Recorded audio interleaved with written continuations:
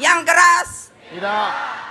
Bayangkan dia susah payah masuk keluar penjara, dibuang, tapi dia tetap tersenyum tertawa karena dia yakin dengan nama Allah Subhanahu wa Ta'ala suatu saat kemerdekaan itu pasti datang dan diterima oleh Allah. Ternyata kita dapat merdeka. Kalian jangan sombong.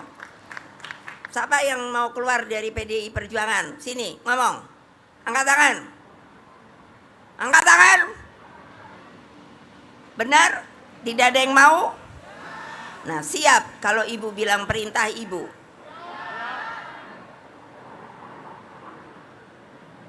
Tidak ada satupun proses sejarah perjuangan kemerdekaan dan konsolidasi negara tanpa campur tangan beliau. Namun sejarah kemudian diputar balik berulang-ulang mencoba menghapuskan peran Bung Karno. Saudara-saudara sekalian, mengapa saya berbicara mengenai hal ini? 57 tahun keluarga Bung Karno berjuang untuk pencabutan TAP MPRS nomor 33 tahun 1967. Peristiwa itu mengajarkan satu hal kepada saya, bahwa kebenaran mungkin dapat ditunda, tetapi kebenaran itu tidak akan pernah kehilangan jalannya, dan kebenaran itu pasti menang. Lihat saja, mau ditekan 57 tahun, akhirnya dicabut juga. Nah, begitu dicabut namanya harum kembali. Coba boleh dilihat. Kalau kalian takut untuk mengatakan nama Bung Karno, saya pecat. Ingat, karena dia adalah bapak bangsa.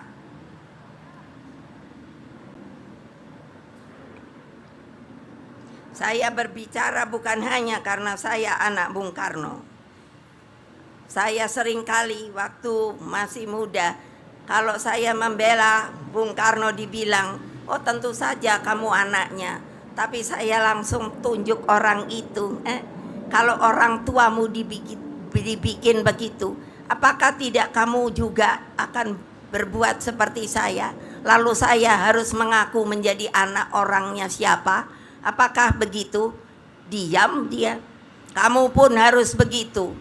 Terus tanyakan, kalau betul Bung Karno pengkhianat, sebutkan apa pengkhianatan dia. Beri dengan waktu yang ada untuk membuktikan. Pasti tidak akan ketemu. Sampai hari ini pun tidak ketemu. Saya berbicara bukan hanya karena saya anak Bung Karno. Saya berbicara sebagai warga bangsa. Saya berbicara sebagai warga negara Indonesia. Sebab apa? Bung Karno bukan hanya milik keluarganya. Bung Karno adalah bagian dari sejarah bangsa Indonesia dan dunia. Di mana-mana patung beliau dibuat di luar negeri. Jalan Bung Karno, Jalan Soekarno. Nanti insya Allah bulan depan saya diminta ke Uzbekistan untuk apa? Meresmikan yang namanya patung Bung Karno di sana.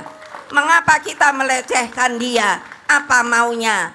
Apa maunya? Pikirkan sendiri.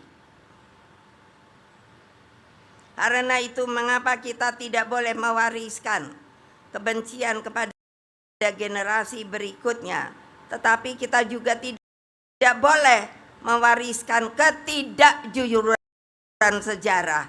Jangan sampai perbedaan politik menghilangkan peri kemanusiaan dan kemanusiaan itu sendiri.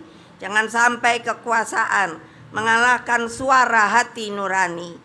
Saudara-saudara sekalian, Bung Karno tidak hanya memikirkan bagaimana Indonesia memperoleh kemerdekaan, beliau juga memikirkan bagaimana Indonesia hidup setelah merdeka. Bagi Bung Karno, kemerdekaan adalah jembatan emas menuju masyarakat yang adil dan makmur. Pola pembangunan nasional semesta berencana sebenarnya adalah jalan mewujudkan cita-cita itu. Bayangkan, sudah dirancang oleh 600 doktor. Tapi pada waktu zaman Pak Harto, saya sendiri tidak bisa mengerti. Jangan dipikir saya itu sirik sama Pak Harto, tidak. Ini kebenaran. Sudah dibuat kok tidak dipakai, disembunyikan, dibuang begitu saja. Padahal kalau kita buat, kita lihat, saya baca, saya tidak mau menjadi orang yang hanya kerjanya ngikut-ngikut orang. Saya mesti punya keyakinan bahwa apa yang telah dibuat itu memang bagi seluruh rakyat Indonesia. Oleh sebab itu saya sudah berkata, di dalam nanti kongres yang akan datang, saya akan meminta kepada seluruh rakyat PDI Perjuangan bahwa bagi kita pola pembangunan semesta berencana itu harus dijalankan dengan baik. Karena itu adalah juga pikiran kerjaan anak-anak bangsa. Tentu yang diperintahkan oleh Bung Karno. Jadi adalah salah benar kalau hal itu sekarang itu tidak dipergunakan bagi kepentingan rakyat banyak.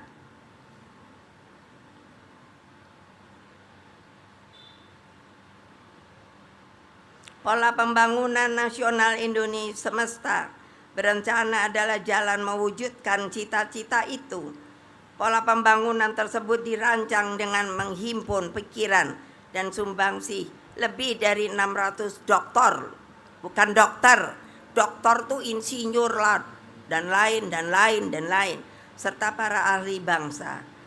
Kita tidak hanya harus menyalin masa lalu, tetapi kita harus memahami gagasan besarnya. Indonesia harus mampu merencanakan dan menentukan masa depan dan nasibnya sendiri. Bung Karno juga memahami bahwa kedaulatan bangsa pada akhirnya ditentukan oleh penguasaan ilmu pengetahuan, riset, sains, teknologi. Bangsa yang ingin berdaulat tidak boleh selamanya bergantung pada orang lain. Bangsa yang ingin berdiri di atas kaki sendiri harus mampu menciptakan, mengembangkan, dan menguasai teknologi. Kedaulatan ilmu pengetahuan dan teknologi adalah bagian dari kedaulatan bangsa. Saudara-saudaraku seluruh rakyat Indonesia dari Sabang sampai Merauke,